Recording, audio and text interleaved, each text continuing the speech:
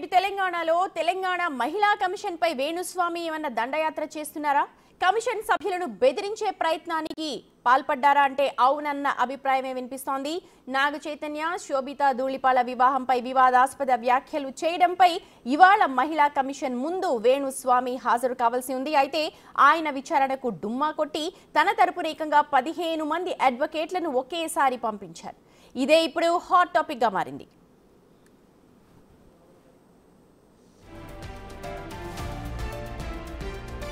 ఒక కేసులో ఒక వ్యక్తి తరపున 15 మంది అడ్వకేట్లు రావడం ఏంటన్నది మహిళా కమిషన్ సూటి ప్రశ్న. హైకోర్టు ఆదేశాలతో వారం రోజుల క్రితమే వేణుస్వామికి మహిళా కమిషన్ నోటీసులు ఇచ్చింది. విచారణకు రావాలని కోరింది. వేణుస్వామి రాకుండా ఆయన తరపున 15 మంది అడ్వకేట్లు రావడంతో మహిళా కమిషన్ సిబ్బంది అవాక్కయ్యారు. అంతమంది అడ్వకేట్లు రావాల్సిన అవసరం ఏంటి అని కమిషన్ ప్రశ్నించింది. వేణుస్వామి తీరుపై మహిళా కమిషన్ తీవ్ర ఆగ్రహం వ్యక్తం చేసింది.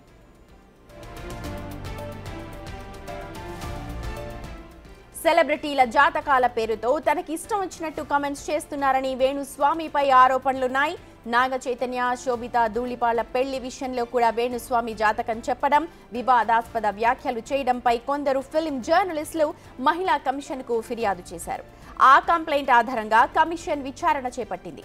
అయితే తనపై ఫిర్యాదు చేసే అర్హత ఫిల్మ్ జర్నలిస్టులకు లేదు అని వేణుస్వామి అంటున్నారు. తనకే రక్షణ కల్పించాల్సిన అవసరం ఉందంటున్నారు.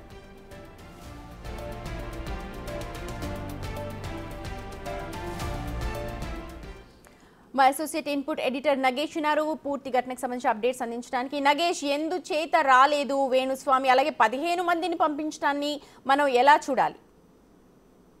వేణుస్వామి జ్యోతిష్యుడిగా తనకి హై ప్రొఫైల్ క్రియేట్ చేసుకున్న పరిస్థితి. తను అంటే నేను అక్కడికి వెళ్ళడం ఏంటి, నేరెళ్ళ ఏదైతే కమిషన్ ముందుకు నేను ఎందుకు వెళ్ళాలి, మహిళా కమిషన్ చైర్పర్సన్ నేరెళ్ళ శారద ముందు ఎందుకు అటెండ్ కావాలి అంటే, ఒకవేళ అవసరం ఉంటే నేరెళ్ళ శారదనే తన దగ్గరకు వచ్చి జాతకం చెప్పించుకోవాలన్న యాంగిల్ వేణుస్వామిలో కనిపిస్తున్నట్టుగా ఉంది. ఎందుకంటే జ్యోతిష్యుడిగా చాలామంది వీవీఐపీలకు నేను జ్యోతిష్యం చెప్తుంటాను, వాళ్ళ జాతకాలే మారుస్తుంటానని చెప్పి గత కొన్నేళ్లుగా వేణుస్వామి స్వయంగా సోషల్ మీడియా వేదికగా చెప్పుకుంటున్న పరిస్థితి. చాలా జాతకాలు తారుమారయ్యాయి. చాలామంది గెలుపు ఓటర్ల మధ్య నలిగిపోయిన పరిస్థితి. ఎందుకంటే వైఎస్ జగన్ ఈ ఆంధ్రప్రదేశ్లో ముఖ్యమంత్రి అవుతాడని చెప్పాడు, అక్కడ వైఎస్ జగన్ ఓడిపోయాడు పూర్తిగా. తెలంగాణలో కేసీఆర్ ముఖ్యమంత్రి అవుతాడని చెప్పాడు, కేసీఆర్ పూర్తిగా ఓడిపోయాడు. కేసీఆర్ ఫామ్ హౌస్ల నుంచే బయటకు రాని పరిస్థితి కనిపిస్తుంది.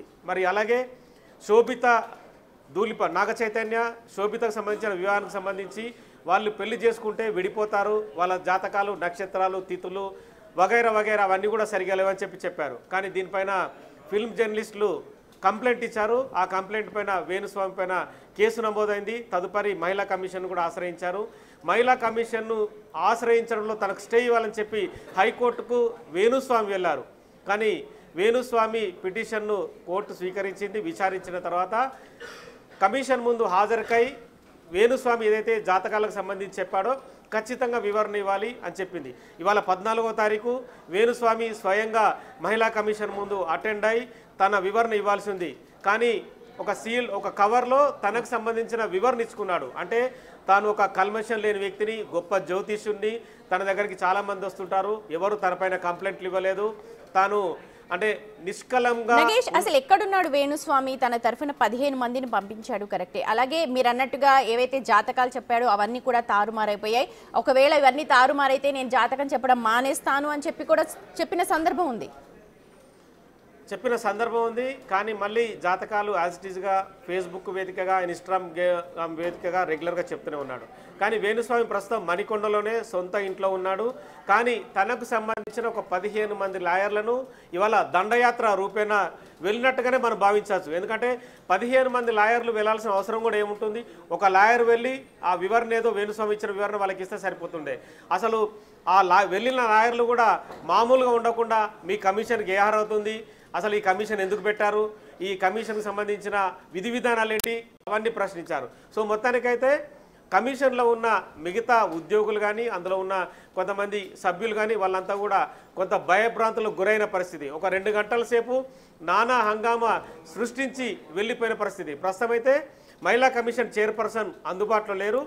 ఎన్నికలకు సంబంధించి కాంగ్రెస్ పార్టీ తరఫున ప్రచారం చేయడానికి మహారాష్ట్రలో ఉన్నారు. మహారాష్ట్రలో ఉన్న తర్వాత తనకు సంబంధించిన ఆఫీస్లో ఉన్న బేరర్లు కావచ్చు మిగతా సభ్యులు ఫోన్ చేసి ఇలా 15 మంది లాయర్లు వేణుస్వామికి సంబంధించి వచ్చారు, వాళ్ళందరూ గందరగోళం సృష్టిస్తున్నారని చెప్పి కూడా సమాచారం ఇచ్చడంతో నేరెళ్ళ శారద వెంటనే వాళ్ళతో ఫోన్లో కూడా మాట్లాడారు. కానీ వాళ్ళు తమ విధి విధానాలు కానీ వ్యవహారాలు కూడా ఏవి వినకుండా వాళ్ళే రివర్స్ యాంగిల్లో దాడి చేసి వెళ్ళిపోయిన పరిస్థితి. నగేష్, ఇంకొక విషయం, అసలు ఫిలిం ఫెటర్నిటీని జర్నలిస్టులు ప్రశ్నించే అర్హత లేదు అంటున్నారు. కానీ ఒక పబ్లిక్ ఫిగర్లో పబ్లిక్ ఇమేజ్ ఉన్న వ్యక్తులపై ఇలా అనుచిత వ్యాఖ్యలు అంటే ఎంతవరకు జాతకాల నమ్మకం ఒక ఎత్తు అయితే ఇలా మాట్లాడడం ఎంతవరకు కరెక్ట్ అండ్ ఆ రైట్ ఉండదంటారా?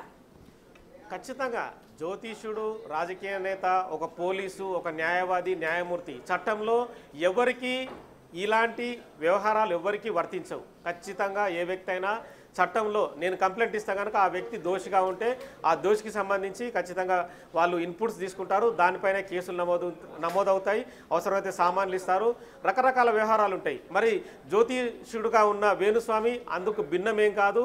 జ్యోతిష్యుడు అయినా సరే ఎవరైనా సరే ఖచ్చితంగా అటెండ్ కావాల్సిందే. అంటే అటెండ్ అయితే తన పరువు ఎక్కడ పోతుందో అన్న యాంగిల్ మరి జ్యోతిష్యుడు వేణుస్వామికి ఉందో లేదో తెలియదు. కానీ ఒకరి అర్హతను ప్రశ్నించడం అనేది కూడా ఖచ్చితంగా తప్పే. ఎందుకంటే జర్నలిస్టులుగా ఉన్నవాళ్ళు చాలా వార్తలు రాస్తుంటారు, చాలా వ్యవహారాలు చూస్తుంటారు, వాళ్ళు కంప్లైంట్ ఇచ్చారు, ఆ కంప్లైంట్కు సంబంధించి వివరణ ఇవ్వడంలో తప్పేం లేదు. కానీ వేణుస్వామి మాత్రం తనకు తానే మరి భగవంతుడిగా భావించుకున్నాడా, తనకు తానే గొప్ప వ్యక్తిగా భావించుకున్నాడా మాత్రం ఖచ్చితంగా తెలియాల్సిన అవసరం కూడా కనిపిస్తుంది. మరి ఫేస్బుక్ వేదికగా, ఇన్స్టాగ్రామ్ వేదికగా చాలామందిని విమర్శిస్తూ పోస్టులు పెడతారు. చాలా ఇంటర్వ్యూలో కూడా నేను చెప్తే ఇది జరిగింది, నేను చెప్తే ఇక్కడ మార్పులు జరిగాయని చెప్తుంటారు. మరి అదే వేణుస్వామిని కాంటాక్ట్ చేశారా, అసలు అందుబాటులో ఉన్నాడా? ఎందుకంటే మీరు అన్నట్టుగా ఒక వివరణ ఇచ్చి ఒక ఇన్స్టాగ్రామ్లో ఆయన చెప్పదలుచుకుని చెప్తే సరిపోయేది. కానీ 15 మందిని మహిళా కమిషన్ దగ్గరికి పంపించడం అది ఒక అంటే భయపెట్టే ఒక ధోరణి లాగానే చూడాలి మనం. ఖచ్చితంగా. ఎందుకంటే ఇవాళ 14వ తారీఖు హైకోర్టు కూడా ఆర్డర్ చేసింది వేణుస్వామిని పర్సనల్గా కమిషన్ ముందు హాజరై వివరణ ఇవ్వాలని చెప్పి హైకోర్టు తన ఆర్డర్లో మెన్షన్ చేస్తూ పంపించింది.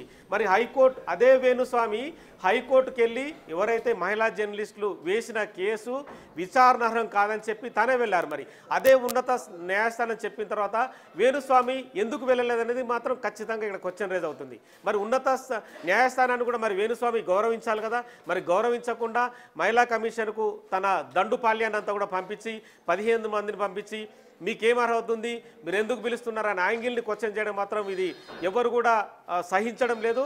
చాలామంది అంటే న్యాయవాదులు కావచ్చు, న్యాయ నిపుణులు కావచ్చు, ఎవరైనా సరే ఇలాంటివి సరికాదు. ఖచ్చితంగా ఒక్క నిమిషం ఉండండి, మనం వేణుస్వామితో మాట్లాడే ప్రయత్నం అయితే చేద్దాము. ఒకసారి ఫోన్ నెంబర్ కలుపుతున్నారు, చూద్దాము మరి ఫోన్ లిఫ్ట్ చేస్తారో లేదో. Right, hello. Right, big TV వేణుస్వామిని తో మాట్లాడే ట్రయల్ అయితే వేసింది. మాట్లాడడానికి ముందుగా లిఫ్ట్ చేసినట్టుగా మనకు తెలుస్తోంది, ఆ తర్వాత కట్ చేశారు. సో తన తరఫున ఒక 15 మందిని ఇవాళ మహిళా కమిషన్ ముందుకు పంపించి ఒక భయపెట్టే ప్రయత్నం చేశారు అని చెప్పి అక్కడ ఉన్న వాళ్ళందరూ కూడా అన్నారు. ఇది మేము చెప్తున్నది కాదు, మహిళా కమిషన్ సభ్యులే డైరెక్ట్గా ప్రశ్నించారు. రైట్ నగేష్, చెప్పండి మీరు. 15 మంది న్యాయవాదులు ఒక జ్యోతిష్యుడి తరఫున వెళ్ళి మహిళా కమిషన్ను ప్రశ్నించాల్సిన అవసరం ఎట్టి పరిస్థితులు లేదు. ఎవరైనా సరే అంటే ఎలాంటి కేసులో అయినా సరే వాళ్ళు ఎవరు ఏ స్థాయిలో ఉన్నా ఏ హోదాలో ఉన్నా ఖచ్చితంగా సమన్లు జారీ అయిన తర్వాత విచారణకు హాజరు కావాల్సిందే. ఇవాళ ఒక చిన్న కేసు మనం చూసుకుంటే జూబ్లీస్ పోలీస్ స్టేషన్లో ఫోన్ ట్యాపింగ్ సంబంధించి ఎమ్మెల్యేలకు నోటీసులు ఇస్తే వాళ్ళందరూ హాజరయ్యారు, వాళ్ళంతా వివరణ ఇచ్చిపోయారు. ఏది అతీతం కాదు కదా. అతీతం అనేది మరి జ్యోతిష్యంలో ఉందనేది లేదనేది మరి వేణుస్వామి మరి వివరణ ఇవ్వాల్సిన అవసరం కనిపిస్తుంది. ఎందుకంటే తాను మనుషులకు అతీతుడుగా భావిస్తున్నాడు అనేది మాత్రం ఇక్కడ నగేష్ బహుశా వేణుస్వామి జాతకాన్ని ఇప్పుడు మరొకరు ఎవరైనా చెప్పాలేమో. ఖచ్చితంగా చెప్పాల్సిన అవసరం కనిపిస్తుంది. ఎందుకంటే ఉన్నత న్యాయస్థానాన్ని గౌరవించని వ్యక్తి మహిళా కమిషన్ను గౌరవించకుండా ఇంట్లో కూర్చుండి 3,000 10,000 ఇస్తే అపాయింట్మెంట్స్ ఇస్తూ జ్యోతిషాలు చెప్పి మరి వాళ్ళ జీవితాలు కూడా ఏం బాగుపరుస్తాడని మాత్రం ఇక్కడ ఖచ్చితంగా క్వశ్చన్గానే ఉంది. నగేష్, ఇప్పుడు డైరెక్ట్గా ఎవరికి కూడా చెప్తున్న దాఖలాలు కనిపించట్లేదు. ఒకసారి మనం వేణుస్వామి గురించి కనుక మాట్లాడుకుంటే ఆయన అపాయింట్మెంట్ దొరకడానికే చాలా అష్టకష్టాలు పడేవారు. అపాయింట్మెంట్ దొరికినా ఆయనను తీసుకొచ్చి జాతకాలు చెప్పించుకున్న సెలబ్రిటీలు ఉన్నారు, అలాగే ఇతరత్ర జనాలు ఉన్నారు. కానీ ఇప్పుడు డైరెక్ట్గా ఎవరిని కలవట్లేదు. ఈ అంశాలన్నింటినీ ఒకసారి చెప్తారా? కలుస్తా అంటే కొద్ది కాలం క్రితం కొంత ఇబ్బందికర పరిస్థితులు తలెత్తాయి. ఫిల్మ్ జర్నలిస్టులు కంప్లైంట్ ఇచ్చిన తర్వాత తనను చంపేస్తున్నారని చెప్పి ముందు తన భార్యను పెట్టుకొని వెనుక నుంచి ఒక వీడియో కూడా చేశాడు. కొన్ని కోట్లు ఇవ్వాలని చెప్పి డిమాండ్ చేశారని చెప్పి కూడా ఆ వీడియోలో చెప్పుకొచ్చాడు. మరి తను ఆ సమయంలో చూస్తే కనుక ఏదో అంటే కొంత ఇబ్బంది పడుతున్నట్టుగా, తననేదో ఒక రకమైన భయానికి గురి చేస్తున్నట్టుగా హావాభావాలను క్రియేట్ చేస్తూ చెప్పిన పరిస్థితి. మరి తదుపరి కొంతకాలం తర్వాత మళ్ళీ యాక్టివ్ మోడ్లోకి వచ్చాడు. ప్రస్తుతం అయితే అపాయింట్మెంట్స్ కావచ్చు, జ్యోతిష్యం చెప్పడం యథావిధిగా కొనసాగుతుంది. మరి ఆ కొంత టైంలో మాత్రం ఇబ్బందికర పరిస్థితులు తలెత్తినట్టుగా ఉన్నాడు. అంటే తనకు ఎవరో అభయం ఇచ్చినట్టుగా కనిపిస్తుంది. అంటే మేము ఉన్నాంలే వేణుస్వామి, మీరేం భయపడద్దు, మిమ్మల్ని మేము కాపాడతామన్న యాంగిల్ని తీసుకొచ్చారేమో. అంటే ఇవాళ 15 మంది వెళ్ళిన తీరు కూడా అదే పరిస్థితిని గోచరిస్తుంది. ఎందుకంటే 15 మంది వెళ్ళి ఒక కమిషన్ దగ్గరికి వెళ్ళి ఇష్టం ఇచ్చిన రీతిలో కమిషన్ చైర్పర్సన్ అందుబాటులో లేనప్పుడు ఆ కనీసం వాళ్ళు వచ్చిన రిప్లై ఇచ్చి వెళ్ళిపోవాలి. తదుపరి కమిషన్ చైర్పర్సన్ వచ్చిన తర్వాత మళ్ళీ నోటీసులు ఇచ్చి పిలిపించే అవకాశం కనిపిస్తుంది. దీనిపైన నేరెల శారద కూడా తీవ్ర ఆగ్రహం వ్యక్తం చేసింది. రేపు వచ్చిన తర్వాత ఖచ్చితంగా వేణుస్వామికి సామాన్లు ఇచ్చి పిలిపించి వివరణ తీసుకుంటాననే సమాధానాన్ని కూడా బిగ్ టీవీతో చెప్పింది. Right Nagesh, thank you so much information ఇచ్చినందుకు. ఏదేమైనా వేణుస్వామి స్వయంగా వచ్చి కమిషన్తో మాట్లాడి ఉంటే బాగుండేది. అయితే ఆయన తరపున దండుపాళ్యం లాగా దాదాపు ఒక 15 మంది అడ్వకేట్లను మహిళా కమిషన్కి పంపించారు. ఈ ఘటనను చూసిన మహిళా కమిషన్ సభ్యులందరూ కూడా ఒక్కసారిగా భయపడిపోయారు. ఇంతమంది దండయాత్ర చేస్తున్నా అసలు ఏంటి అన్నది కూడా ఒకసారి అవాక్కైనట్టుగా మనకు సమాచారం. ప్రస్తుతం మనం చూడొచ్చు, వాళ్ళందరూ కూడా మాట్లాడుతున్న దృశ్యాలు అవన్నీ కూడా మహిళా కమిషన్పై వేణుస్వామి అడ్వకేట్లు దండయాత్ర చేశాడు.